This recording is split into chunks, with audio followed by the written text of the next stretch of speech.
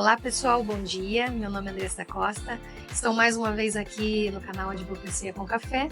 Hoje recebendo a nossa autoridade municipal de trânsito, Emílio Batista Júnior, falando um pouquinho conosco a respeito de multas, conscientização no trânsito e o que é necessário fazer para mudar comportamento.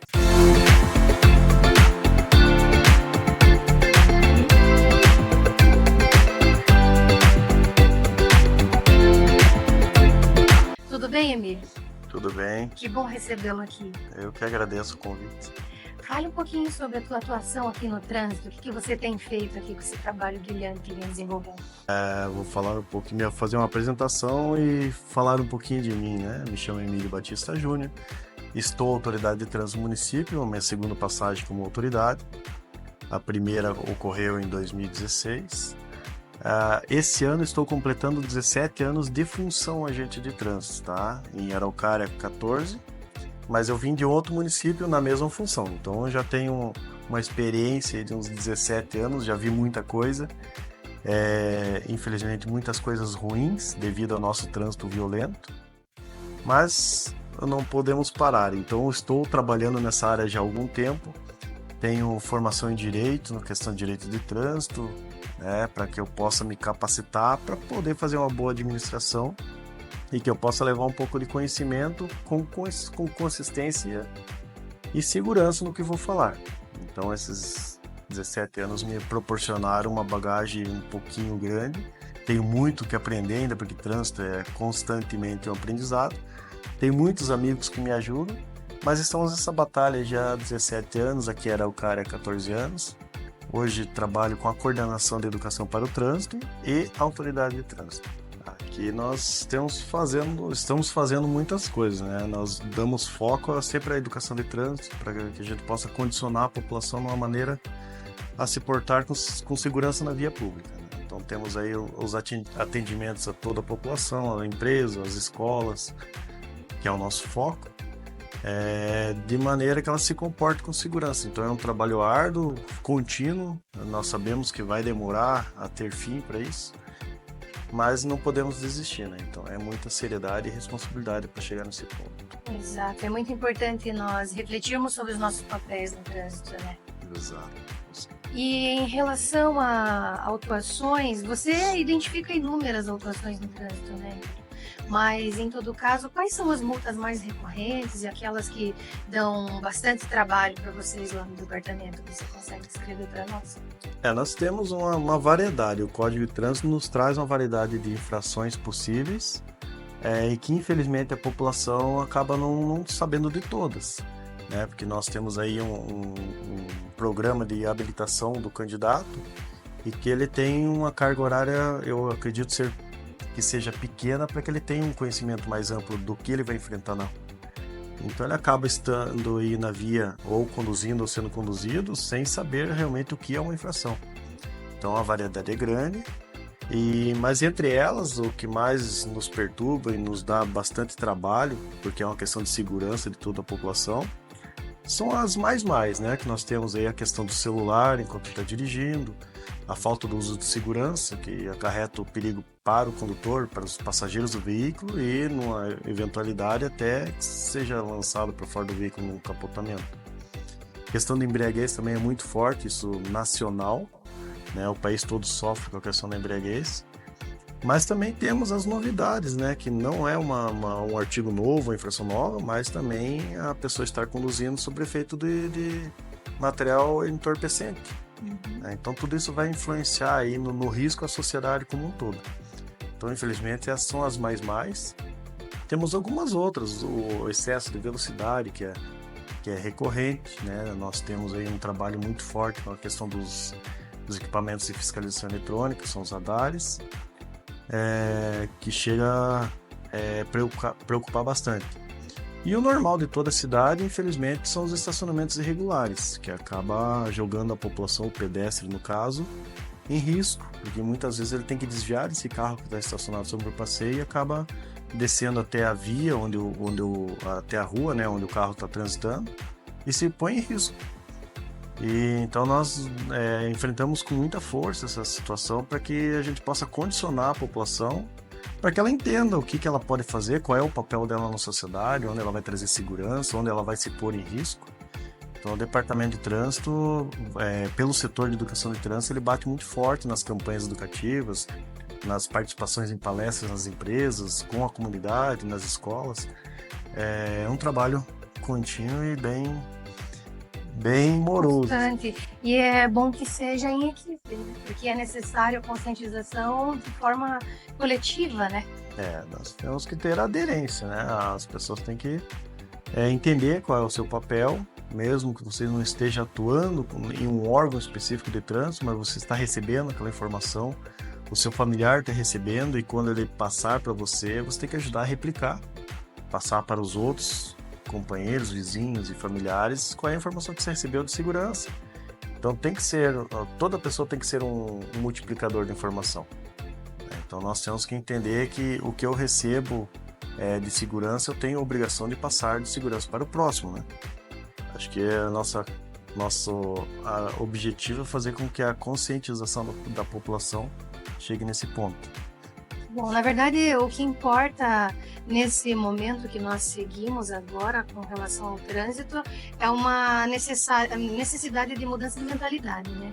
Nós estamos condicionados a uma mentalidade cujos pais ainda não se veem tanto como reflexos para os filhos, né? Porque tudo que os pais fazem no carro, o filho vai acabar replicando, né? Exato. Então, é importante tratarmos a respeito do trânsito com muita seriedade, mas muitas pessoas, infelizmente, acabam por descuidar do trânsito, aonde vem causar acidentes, a causar danos materiais, transtornos no dia a dia, né? E em relação à advertência por escrito, que trata do artigo 267 do Código de Trânsito, algumas pessoas me questionam em relação a esse benefício. Antigamente, o autuado, ele poderia fazer um requerimento solicitando a conversão de uma multa por advertência por escrito, desde que a natureza da multa fosse leve ou média, né? Nos dias de hoje, o próprio órgão, então, consegue fazer a identificação do prontuário desse condutor pelo período dos últimos 12 meses e automaticamente encaminha, então, a advertência por escrito. Você consegue falar um pouquinho a respeito disso? Sim, claro. O que ocorreu hoje, nós temos uma situação mais sistematizada. Houve uma alteração na lei, por sinal a lei 14.071, entrou em 2020, ela ofereceu uma alteração no seu corpo que diz assim: o artigo 267, anterior a essa lei, o requerente, o infrator que estava fazendo seu recurso, ele poderia requerer o benefício do artigo 267. E diz que a autoridade de trânsito poderá converter aquela multa, aquele valor pecuniário, em uma advertência por escrito. Mas ela condicionava a autoridade de trânsito a fazer uma leitura do prontuário dessa pessoa para ver se ela não era recorrente nessa mesma infração ou se ela não tinha uma penalização maior, desde que a autuação fosse leve ou média, e assim condicionar da forma melhor como educativa, para melhorar a população. Então, há alguns anos, nós fazíamos aqui em Araucária, nós elaboramos um curso, que chamava os cursos de reeducação de trânsito, que ele era aplicado justamente a esse requerente. Quando as pessoas chegavam ao Departamento de Trânsito e solicitavam o benefício 267, nós agendávamos uma turma, formávamos turmas no mínimo com 15 pessoas, e falávamos lá uma tarde com eles, né? Em torno de 3 até 4 horas chegou essa tarde, para que ele tivesse uma visão da infração que ele havia ocorrido e todas as outras importantes para ele e para seus familiares. Então ele passava por esse curso, após ter o certificado do curso, voltava a análise do recurso dele e era favorecido pelo artigo 267. Com a alteração da lei 14.071, ficou sistematizado. Hoje ele não é mais necessário que o requerente solicite. Se ele já tiver o prontuário já pronto a receber o benefício, o sistema mesmo faz essa leitura. Ele já entende que ele não tem uma autuação, não é recorrente, e ele já é feito o benefício automático no sistema. Então ele só achei assim um pouquinho complicado, porque ele saiu um pouco do domínio da autoridade, que poderia oferecer, como era esse curso, uma oportunidade que ele tivesse um pouquinho mais de conhecimento, não fosse tão sistematizado. Mas o benefício é o mesmo, né? Ele só mudou como se pedir. Entendi.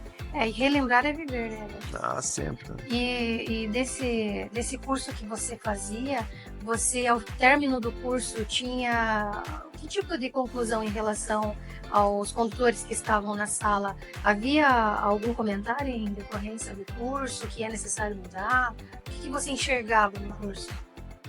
Nós tínhamos assim, eu tive algumas surpresas. Nós trabalhamos com esse curso por volta de 3 anos, né? Então nós tínhamos os encontros quinzenais, até porque não, eu tinha que reunir uma turma, né? Porque ficava complicado eu fazer um curso de 4 horas para uma pessoa na sala. Então nós aguardávamos em média 15 pessoas e realizávamos o curso. E nesses 3 anos tivemos muitas surpresas. Tivemos pessoas que trabalhavam em áreas de trânsito e que ficavam surpresas quando viam uma coisa que ela não entendia como infração, ela não sabia que aquilo era uma infração de trânsito. E deu comentário, nossa, nunca me falaram sobre isso. E o espanto é que essa pessoa era habilitada. Então, teoricamente, ela não poderia falar que ela não sabia daquilo. Né? Então nós tivemos essas surpresas. E entre elas, pessoas que não tinham... trabalhavam, viviam no trânsito e não tinham noção do qual era o risco que elas estavam se colocando quando elas andavam com a sua família toda sem cinto de segurança ou com as suas crianças fora dos equipamentos de segurança obrigatórios, excedendo velocidade, e a questão da embriaguez sempre foi muito debatido. Mesmo que esse curso era voltado às infrações leve e média, mas nós passávamos todas as infrações que eram mais que geravam um risco maior à população, à sociedade. Então nós falávamos sobre tudo, não apenas daquela infração que ela havia cometido. Falávamos de todas as outras, graves, gravíssimas, para que ele saísse dali realmente com um benefício a mais. Que a oportunidade que ele viesse a receber uma nova instrução era muito longe de acontecer. Porque o Detran, ele pede uma renovação da habilitação, mas ele não te obriga a refazer no curso, a não ser que você esteja sendo penalizado pelo efeito suspensivo. Caso contrário, quando a pessoa tem interesse mesmo ela procurar um órgão ou uma academia, uma escola, para revivenciar tudo aquilo que ela viu. Senão, não procura. Infelizmente, nós temos isso na nossa sociedade. A pessoa, ela se candidata a ser habilitada, consegue a habilitação e nunca mais retorna no centro de ensino. Ela vive o que a mídia passa para ela. E daí nós temos essa dificuldade, eu falo enquanto administrador de órgão, que a mídia, infelizmente, ela acaba expondo o que é necessário, o que é interessante a ela. E não fala os demais, os pormenores, então a população acaba não tendo toda a informação por completo. E esse era o objetivo do curso, fazer com que a pessoa entendesse. Entenda. Então, nós conseguimos identificar que as pessoas por si não procuram o centro de formação para buscar uma renovação, mas quando elas se deparam com a necessidade de passar por um curso como esse, elas identificam a importância desse curso na hora de renovar seu conhecimento, né? Sim, como eu estava falando, em algumas surpresas, pessoas que nos encontravam na rua tiveram os divisores de água, né? Teve uma experiência de uma pessoa me encontrar na rua enquanto eu estava fazendo um controle, e a visão que ela teve de mim, da função, foi que não foi bem, né, amigável, né? Sim. Depois ela acabou sendo penalizada por infração cometida, foi flagrada, não foi nem por um agente de trânsito do município, foi por um policial militar, mas era caracterização leve, e ela acabou indo até o curso. Daí no curso ela falou da experiência, eu te encontrei uma vez, lembra que foi assim, foi assado. Poxa, se eu soubesse que teu serviço era assim, eu não teria dito a metade das coisas que eu falei pra você. Claro, não vou falar o que foi dito, mas ela entendeu qual era a função. Entendi. E outros casos, hoje eu ainda encontro, esse curso já parou desde 2019, mais ou menos, acho que foi que nós encerramos ele. As pessoas me encontram na rua e lembram, que legal, eu estive lá com você, seus colegas também nos orientam bastante, então é o reconhecimento do curso. Esse curso hoje ele ainda é aplicado, mas ele não tem mais o objetivo do que era o 267, né? Porque eu não posso mais exigi-lo como conversão. Mas nós aplicamos na comunidade, quando é solicitado a participação no ACIPAT, agora estamos próximos à campanha do Maio Amarelo, as semanas municipais, nós temos aqui em Araucária a Semana Municipal de Trânsito e a Semana Nacional de Trânsito. Então, todas as atividades são aplicadas. E esse curso a gente apresenta também. Que bacana, né? Nós identificamos que o município Araucária, na verdade, existe um grande investimento de sinalização viária, né? E sinalização semafórica. Nós estamos diante de uma cidade, enfim, na verdade, referência, né, no estado. Então, em relação a investimento no trânsito, nós não temos o que reclamar. Então, nós precisamos que os condutores mudem a mentalidade e se conscientizem, né? Porque aquele que permanece no trânsito, cumprindo as normas de trânsito, que continuem, né? Que sigam e permaneçam sendo o exemplo, referência para os seus filhos, para os seus sobrinhos, para a sua esposa, para o seu esposo. E aquele que não mudou ainda, que mude, porque é nobre quando o ser humano reconhece o seu erro e identifica que é necessário mudar, né? Exato. E a mudança, por pequena que pareça, ela é extraordinária durante a vida, porque se você muda um pequeno comportamento no trânsito, isso vira uma cadeia e outras pessoas vão mudando e você começa a ser referência para muitas pessoas e o extraordinário acontece, porque acaba agregando para a nossa vida, né? A mudança que acontece em mim, você identifica, a mudança que acontece em você, outras pessoas identificam e você passa a ser referência, né? Essa é a evolução da sociedade que nós sonhamos, né? Que as pessoas se respeitem e multipliquem o conhecimento favorável ao benefício. Porque conhecimento para coisas erradas, infelizmente, o mundo está cheio, né? Então, nosso sonho é que a sociedade entenda qual é o papel para um desenvolvimento. E nós temos hoje, graças a Deus, em Araucária, uma cidade que está em pleno desenvolvimento. Foi realizado muito investimento, questão de pavimentação, de iluminação pública. Às vezes as pessoas, mas o que tem a ver iluminação pública com o trânsito? Tem tudo a ver, porque estou dando condições seguras a um pedestre caminhar à noite, para que ele tenha uma visibilidade melhor quando está de bicicleta ou está mesmo com o seu carro. Então uma coisa liga a outra. Nós trabalhamos muito plano de mobilidade. O plano de mobilidade, ele associa todas as vertentes, todos os modais. Nós temos também em Araucária a divulgação da questão do modal bicicleta. Temos muitas ciclofaixas. Em média, nós temos aí por volta de 160 quilômetros de ciclofaixas, com caminhos espalhados pelo município, na área rural, para todos os lados, na área central de Araucária. Temos nas quartas-feiras à noite, saindo do Parque Cachoeira, nós temos um movimento ciclístico, que as pessoas se reúnem, nós vamos com as nossas viaturas, com o apoio da Guarda Municipal também, fazendo o papel do batedor, para que eles possam fazer um passeio tranquilo, com segurança, fazendo desvio de trânsito, bloqueios necessários. Então é muito investimento para que a gente possa condicionar a população com segurança. E não é fácil, porque nós dependemos do respeito de toda a sociedade, que enfrentamos dificuldades. Às vezes a pessoa não entende o que está acontecendo, ou nem mesmo gosta de bicicleta. É aquela que fica desesperada quando eu estou bloqueando ela para passar um pelotão de bicicleta, fica buzinando, xingando. E é esse combate que nós temos, fazer com que as pessoas entendam e se respeitem, né? Hoje ela não gosta, mas tem alguém que gosta, de repente ela vai ter um familiar dela que vai gostar, daí ela vai começar a entender qual é a necessidade. Se nós podemos antecipar esse entendimento, por que eu vou protelar para amanhã eu fazer o respeito? É verdade. Então acho que a questão da educação do trânsito no departamento, nós trabalhamos muito mais a questão psicológica e de conhecimento das pessoas, né?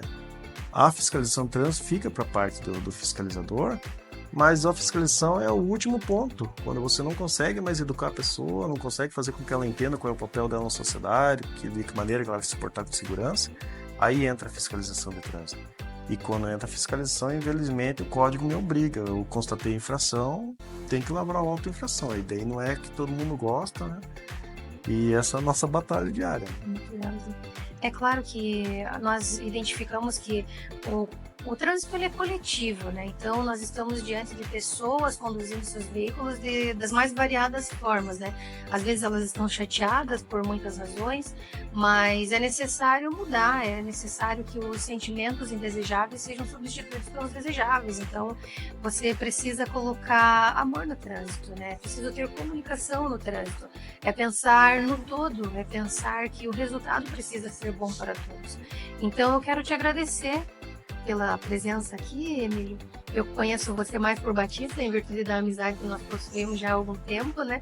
Eu quero agradecer a presença da nossa autoridade municipal de trânsito aqui no canal Advocacia com Café. Se você gostou do conteúdo, né, já faz algum tempo que nós estamos com essa série Trânsito até Maio Amarelo, teremos o movimento Maio Amarelo. Acredito eu que estaremos juntos no futuro falando a respeito disso, né? Então, se inscreve no canal, comenta, compartilha. É importante esse conhecimento para você, para sua vida. Compartilha com seus familiares. Passe o seu conhecimento. Assim como o Emílio falou para nós aqui, seja um multiplicador, né? Atravesse essa sociedade difícil que nós enfrentamos, falando sobre algo importante, falando sobre aquilo que nós realmente precisamos mudar. Batista, então, finalizando a nossa entrevista, o que você acredita que necessitaria de mudança na conscientização dos condutores no trânsito? O que seria necessário mudar para o condutor, no consciente do condutor? O condutor, para nós, trânsito já é a fase final do ser humano, né? É o que eu acredito, minha equipe, meu departamento acredita que nós temos que começar a educar as crianças. Porque a criança, no futuro, ela se tornará um condutor. Poderá se tornar, não que necessariamente. Tem muitas pessoas que optam em não ser habilitadas. Mas a maioria faz essa opção. Então, enquanto criança, ela recebe a educação do que é certo, o que é errado, como se portar com segurança na via, o que ela deve e não deve fazer. Com certeza, no futuro, quando ela se tornar um condutor, seja de veículo automotor ou de propulsão humana, que seja a bicicleta, ela vai saber do seu comportamento correto, o que ela pode fazer sem que ela venha prejudicar um terceiro. Então, a base de todo o ensino, de toda a evolução da sociedade é a educação. Que eu sempre falo com os nossos colegas, hoje nós temos um número elevado de fiscalizadores, não só trânsito, mas todas as nossas polícias, porque no passado nós não tivemos esse mesmo número de educadores, porque nós criamos uma sociedade com pouco conhecimento e assim ela acabou caminhando pelas suas próprias pernas e descobrindo que era certo e errado da pior maneira. Então nós temos que investir em educação, melhorar e aumentar o número de educadores conscientes, pessoas com gabarito, pessoas com conhecimento que realmente queiram passar o conhecimento. Assim nós teremos no futuro uma sociedade menos errada e que tenha que ser menos policiada. Esse é o meu pensamento, dos meus colegas, nós temos que educar mais para trabalhar menos no futuro a questão da equação. Entendi. Por isso que é necessário, é importante você construir um jovem para não ter que reformar um homem no futuro. Exato. Então, desde já, eu quero agradecer a você que permaneceu assistindo esse vídeo, quero agradecer ao nosso convidado, Emílio Batista Júnior, pela presença aqui. É muito interessante falar com você e agregar os seus conhecimentos ao nosso dia a dia, porque nós estamos em constante evolução, precisamos sempre aprender. Exato. Então, que você consiga refletir a respeito da necessidade de mudar no trânsito. E para manter o costume e o hábito, eu farei a leitura de uma palavra e em breve finalizaremos, tá bom? Hoje eu vou ler com vocês uma palavra muito linda. Todas são lindas na minha opinião, mas essa foi a que o Espírito Santo me tocou hoje. Então ela está escrita lá em Mateus 14, do versículo 22 ao versículo 32, nós faremos uma interpretação logo após e encerraremos, tá bom? Então, aonde você estiver, leia comigo, se puder. Diz assim: Jesus anda sobre o mar. No versículo 22, começamos. Logo em seguida, ele obrigou seus discípulos a entrar no barco e ir na frente dele para o outro lado, enquanto ele mandava as multidões para casa. Tendo-as mandado para casa, subiu ao monte para orar em particular. Ao anoitecer, estava ali sozinho. Enquanto isso, o barco já estava bem longe da terra e era sacudido pelas ondas, pois o vento era contrário. Já à alta madrugada, Jesus foi até eles andando sobre o mar. Mas ao vê-lo andando sobre o mar, os discípulos assustaram-se e disseram: "É um fantasma!" e gritaram de medo. Jesus, porém, falou-lhes imediatamente: "Tenha coragem, sou eu, não temas." Pedro lhe respondeu então: "Senhor, se és tu mesmo, manda-me ir sobre as águas até onde estás." Ele então disse: "Vem", descendo do barco e andando sobre as águas. Pedro foi ao encontro de Jesus. Mas ao perceber o vento, teve medo e, começando a afundar, gritou: Senhor, salva-me! Imediatamente Jesus estendeu a mão, segurando-o, e disse: Homem de pequena fé, por que você duvidou? E logo subiram para o barco e o vento cessou. Essa palavra é uma mensagem que nós temos no nosso coração e é uma mensagem linda porque reflete o amor de Jesus sobre nós. Então, quando Jesus olha para Pedro e diz: Vem comigo, andando sobre o mar, é claro que Jesus, quando dá o comando, já sabe o resultado. Já sabe que Pedro é humano e tem medo, sim. Porém, mesmo assim, Pedro tomou a decisão e desceu do barco e foi ao encontro de Jesus. Porém, quando ele viu que o vento era bravo e o mar se enfurecia, ele deixou de olhar para Jesus e afundou.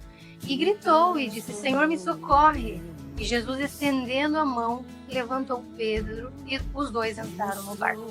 Então, o que isso significa, Andressa? O que quer dizer isso para a nossa vida? Quer dizer que, por vezes, nós nos encontramos sozinhos, amedrontados. Nós, por vezes, temos medo de seguir adiante. Nós sabemos que Jesus nos deu a promessa e a palavra, porém, mesmo assim, temos medo de seguir. Porque o vento é contrário, porque o mar é revolto. Mas quando olhamos para Jesus, nós conseguimos identificar que quando temos fé nele, tudo se acalma. Jesus nos dá a paz que excede todo entendimento. Então, se Jesus disse para você: vá, siga, continue, não ligue para aquilo que os colegas estão dizendo. Às vezes no teu trabalho você encontra inúmeras tribulações, você consegue identificar pessoas que estão tentando fazer de tudo para tirar o teu tapete. Às vezes você nem entende o motivo, a razão. Na tua família, ao invés de te ajudarem e te darem uma palavra de conforto, você vê que as pessoas te dizem palavras negativas e te desejam o mal. Mas eu digo hoje para você, Jesus nunca esteve longe de você, nunca tirou os olhos de você. Então, enquanto Jesus orava em particular e os discípulos se afastaram no mar, através daquele barco, os discípulos se sentiram distantes dele, porque o barco começou a trepidar e o vento veio. Porém, Jesus nunca tirou os olhos de todos os discípulos, tanto que foi caminhando por cima do mar ao encontro deles. Então, hoje eu quero te dizer, quero trazer uma palavra de fé, de amor, de acolhimento ao teu coração. Se acalma, tudo vai dar certo, aquela promoção virá, aquela situação no trabalho vai se resolver. Tenha fé, a tua família vai ser abençoada, o teu lar vai ser próspero. Se entre todas as mesas você escolher a mesa de Jesus, ainda que você sente nela e não consiga nem falar, porque às vezes vai tanto ao nosso coração, todas as lutas que enfrentamos, Ele cuida de tudo. Quando você senta na mesa com Ele cuida da tua forma, da tua vida de uma maneira tão especial. Quando você senta na mesa com Ele, mesmo sem falar, Ele está cuidando do teu financeiro, Ele está cuidando da tua vida profissional, Ele está cuidando da tua vida amorosa. E de repente, os sinais acontecem. Deus levanta aliados. Agradeça, ao invés de reclamar, ao invés de começar a pedir, agradeça. Jesus, obrigada pelo meu pagamento. Andressa, mas eu recebo pouco. Ele vai multiplicar. Então comece a ter fé, porque a tua botija vai transbordar. O milagre está diante de você. Quando Jesus entra na casa, tudo muda, tudo se transforma. É Ele o dono de tudo. Dizia hoje eu pela manhã que até o céu enfrenta momentos difíceis, uma vez que carrega nuvens carregadas de chuva, tem momentos de chuvas intensas, mas ao amanhecer vem aquele sol lindo. Então a nossa vida também é assim, é cheia de fases.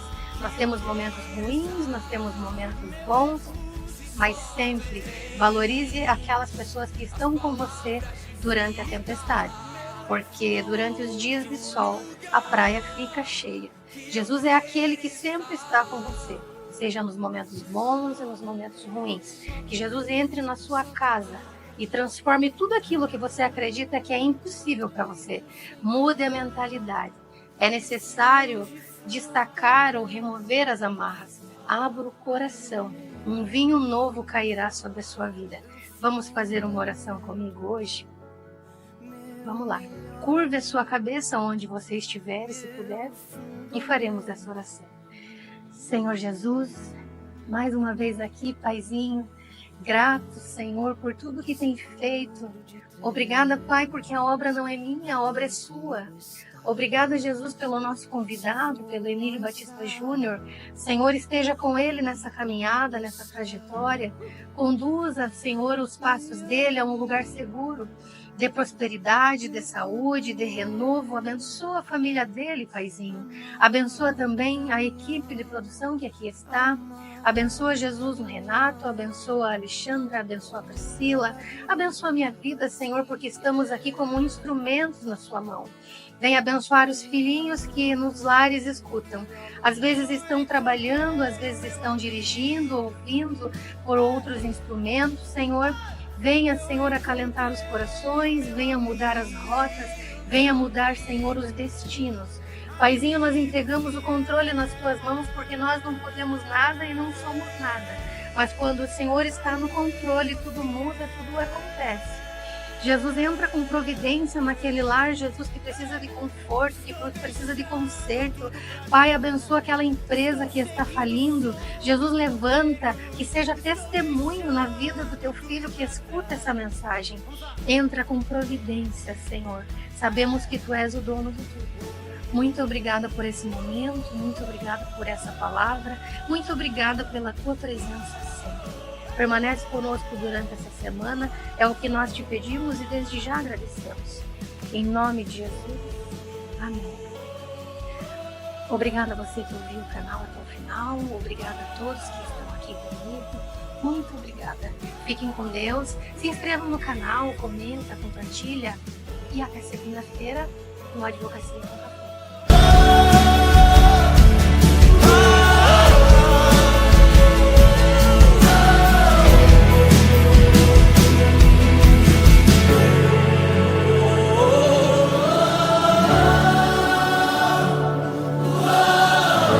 Então, obrigado pelo convite.